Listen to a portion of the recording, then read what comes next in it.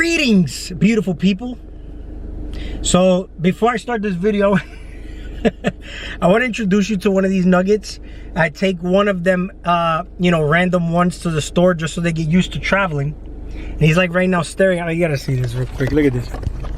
What's going on, buddy? What's going? Did I scare you taking a nap? I said it too loud. I said it too loud, my little boy. See, I mean, this guy likes to eat a lot too. He eats gizzards, chicken, red meat, kidney, liver, of course, all raw. My boy, he's a good boy. He's a good little companion buddy, which, you know, he's also one of the ones we're trying to find a home for. It's gonna be sad. I mean, a few of them already left me, and it's been a little bit of a sad moment for me, but you know, it's part of how this shit works. You know what I'm saying? You know, I went to the store, went fully equipped. Shout out to Zen. I already ate some of these Ferreros, you know, before I start this video, for specific reasons, because it's a beautiful thing. Now, you know how we talk about know thyself, you know, remember who you are and whatnot. And I start pondering on this a lot, because I'm like, you know, I sit there and I say, well, I know what I am, I know who I am. There's people who've even said, oh, I'm a spirit and I'm perceiving this, I'm perceiving that, but it's hard for me to grasp, you know, what it is that you're actually perceiving. You know what I'm saying? When we talk about spirit being formless and shapeless and colorless and odorless and whatnot, and we start to really wonder, what is the soul, and what in actuality are you, and do you really even know what you really want? See, when people start to say, I have these desires, I want to acquire this in life, right? It's like, how much of that can you actually say is actually you, or is it your humanity that actually wants it? Because you can only want something based on what you already know of. So if you go into fathoming, or trying to fathom something rather, that you have no idea of, how can you really know what you actually want? You hear what I'm saying? What if you are so magnificent and powerful that you can basically have anything you want, but there's no limits? What would it actually be? Right? Because you can only want something based on what your humanity knows. Right? And based on what I know also, as far as me and my life, and the programs and the memories of what I've gone through already, determines what I'm going to manifest anyway to begin with. If I want something extreme like $1 billion, let's say, right? Can I fathom having $1 billion if I've never had $1 billion? Would I know the operations behind actually even being able to manage that kind of money? But that's in a human level though. What if I say I want $1 billion worth of energy, right? In, let's say, spiritual essence, spiritual energy, which in actuality gets leaked out in the pursuit of the illusion of what it is you think you want anyway. So you can't imagine an unimaginable thing that you've never possibly considered to be a possibility. So it's infinite possibility, right? But let's say, for example, you're born here under certain astrological sign, you know, a certain point in space. You're going to have your point of view and perception about the world and how you perceive life. But let's say once I become aware, right? Let's say, oh, that's what your fate is. So like if I had somebody being able to see the future and what I am going to be, or what's going to happen with me, right? That's what's written in the stars. All right. But if I am infinite potential and infinite possibilities, upon me having an awareness of it already, it is no longer completely something that's fate now. Now it's a possibility. Because upon my awareness now it can be either that I know of, or something else that now I can reroute with my energy and focus. And it can be done consciously or unconsciously, meaning like automatically I can do it, or it can just be done purposely, where I took the wheel and, you know, purposefully changed my reality around. All right. So that's based on what I'm doing right now. And when we start to talk about who are you and what are you, okay? I mean, you're deep rooted and hardwired to this body.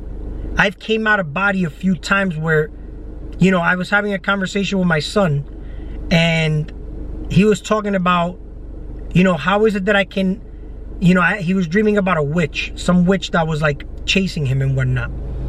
But he remembered our conversation, and what he did was he became aware, and instead of running, he turned around, and he said he did something, but she like froze. And when she froze, she pulverized, you know, like when you watch the Avengers and Thanos snapped his finger and everybody just started disintegrating and basically flowing in the wind in ashes. And he said that's what happened to her, but he did it because that's what he thought about in the dream, that he wanted that outcome to be. So upon him running, he stopped, and he knew that he was that the witch was catching up to him. So he turned around and intentionally froze her, and then she basically like pulverized away. And then he goes, how come I can't do that in real life? And I said, well, you know, right now you're in a form where you're in a form that has limitations, but the unlimited power, it's basically like Superman and Clark Kent. But it had me thinking too, because when I came out of body, I'm able to look at myself sleeping. So the person I perceived myself to be was sleeping while I am around, yet I'm walking around as still like if I'm a person, but because I'm still part of that mental realm. You get what I'm saying? So that's what I created in that space. Now, let's say when you die, you go through layers where now it starts to become unknown. So you start to try to go back to what you know, and then you chase some life form to basically put you in that form that you're familiar with, right? So let's say, for example, you become aware and it's unknown, but you basically always hear people say, trust the process, right? That's a frequency that has to exist in you first. So when people say love yourself, like trust in yourself, how could you trust anybody outside of you if you don't trust yourself? Because what you're observing outside of you is self. It's you, right? So if you trust yourself, then more than likely you'll always find people that you will know to trust. It's just like the information. Like if you're looking for information, you somehow know what is beneficial for you and what is not beneficial for you, as far as like eating and all this fly shit goes. But when we talk about even on a human level, there's many aspects to us. Things that we really don't pay attention to, like our nervous system, and things that are added to what we're consuming that kind of compromises that to an extent where we're not able to have the electrical system to power up that currency or that spiritual energy that we're talking about here, because it's a currency, right? But this comes from the nervous system, and we got things like glyphosate and whatnot. And I heard a vegan talking about this in one of his live streams, how there's no scientific evidence to glyphosate doing any harm to an individual, right? Now, the whole thing is, this may be true, but what it's doing is it's giving you a slow burning effect on your nervous system. And this is the issue, because see, even like, let's say for example, if you go under anesthesia because you're getting a surgery done, this compromises your adrenal glands, and it will compromise your nervous system to some extent, where you'll have, but let's say for example, you get put under anesthesia and all of a sudden you trip into being a diabetic all of a sudden. It doesn't mean that your pancreas just stopped working, right? Or you became insulin resistant. It's a nervous system issue in the pancreas.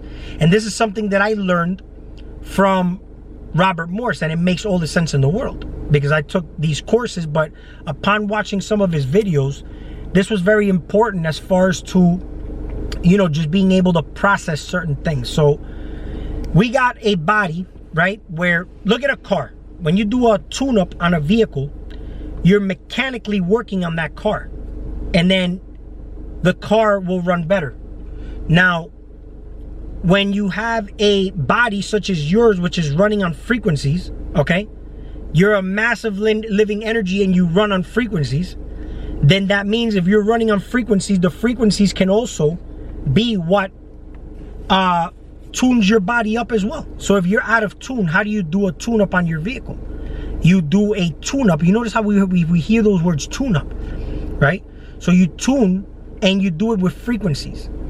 But this has to also be determined by a healthy nervous system, which we all know is ran through the spinal cord. Now, I'm watching videos on, like, there was a chicken that survived for over, a year and a half without a head. You got accounts, and you can watch these on YouTube, where snakes had their head chopped off and the head was still able to strike, but the body was also able to strike. Where if you touch the tail of this headless snake, the snake will still strike at you as if the head was intact, right? So you start to think, well, how is this happening, right? It's a nervous system thing, but they're still firing certain brains that are in there. Now you have the main brain, which is the head, right? Now, these chemicals can make you experience imbalances in life, which I was talking about when it came down to even, let's say even transgenderism, liking the same sex and whatnot, where I have nothing against people who like the same sex. I happen to have friends who are basically gay, you know what I'm saying? And I've worked in gay bars when I was living in New York and I was in school. And the whole thing is that when you start to, even like these things now, they start to put online where, you got these movements, let's say, and then you got these debates that happen. See, the whole thing is, for you to say you're gay or straight, you have to say I am straight or I am gay. You're polarized to what your human level desires are, but you're not even a human to begin with. So it would have to start from you saying I am a human, and you are not even a human. Now, the whole thing is, we start to look at this whole story of the Anunnaki, the fallen angels and whatnot, and I've already mentioned in previous videos how you and we are all children. We are still children, no different than when we were 10 years old. We just modified and changed our way of doing things. Now, when you're eating genetically modified shit, okay, that's compromising your nervous system, okay, then you start to now modify your way of operating. This is why people even say, man, bro, you're not thinking straight, Why are you not thinking straight? It affects your thinking. So now you even know how you say a person is straight, you have to think straight, right? To really, let's say, for example, if you're eating all these foods but they do nothing to you, they can do something to the generation of your seed, right? They can do something to the generation of your seed. I'm observing this in the garden where, I can have a couple of plants of pure species, but upon them being planted with each other and they cross-pollinate, you may hybridize a plant.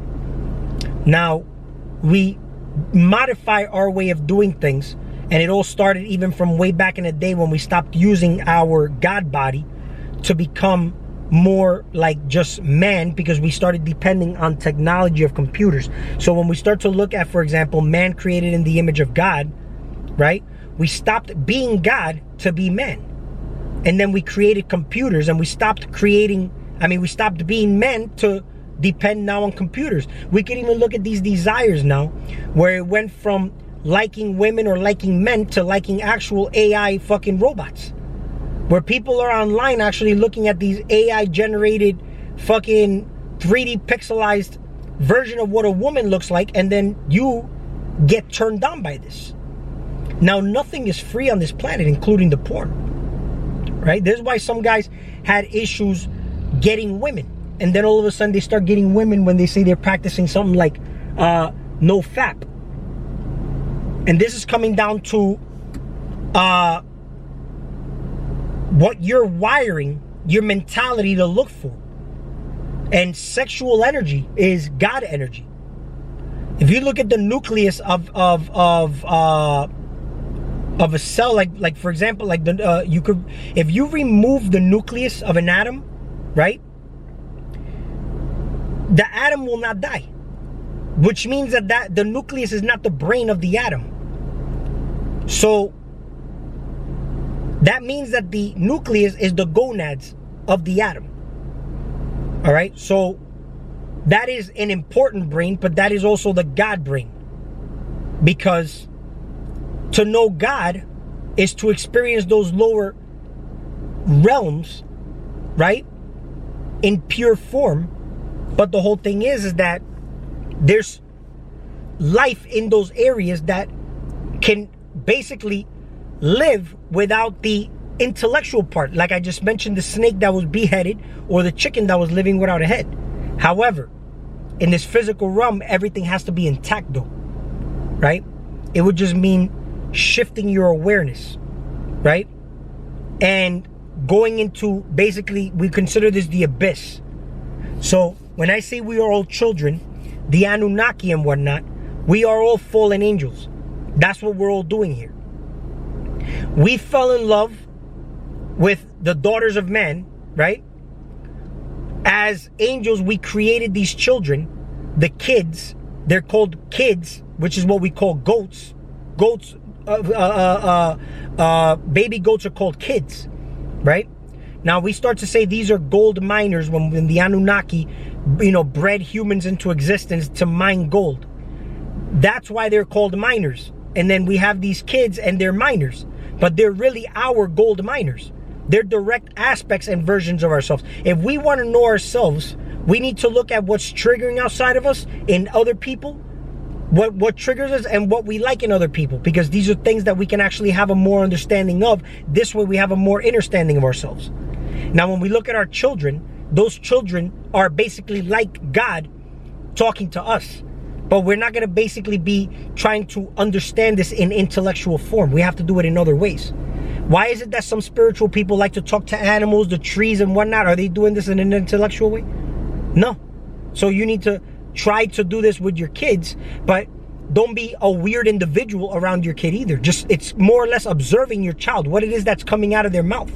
Most of the time we don't want to hear them because we think we're smarter than them, and this creates trauma within them. And this is more of why our child aspects of ourselves are in the closet and not being able to express, because we are hiding it. And we can actually directly observe this by how we are actually treating our children directly. What triggers you about your child to begin with?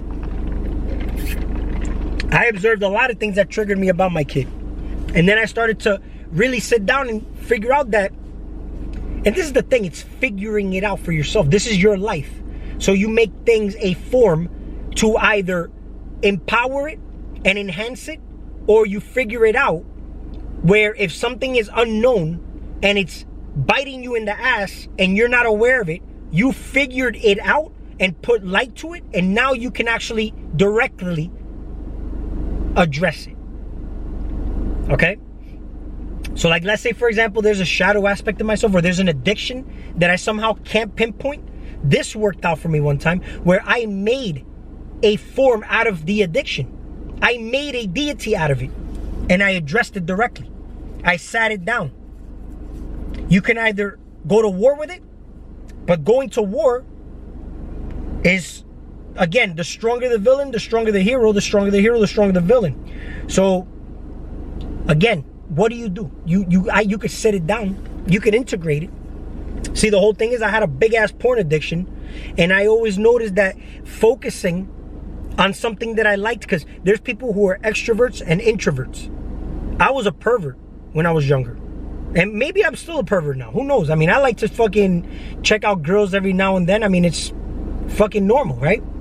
But I've also noticed that before the internet all happened, right, and I went to go bust a nut or fucking, blow one off, I mean, I was thinking, like, if I fucking peeped a girl and I was fucking turned on by her, I would go home and I would fucking take care of business.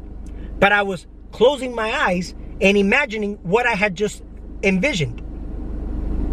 And it was so easy for me to keep that memory of the color of her panties, maybe, you know what I'm saying, the shape of her ass, the fucking shape of her boobies, the color of her hair, the scent of the aroma she gave out.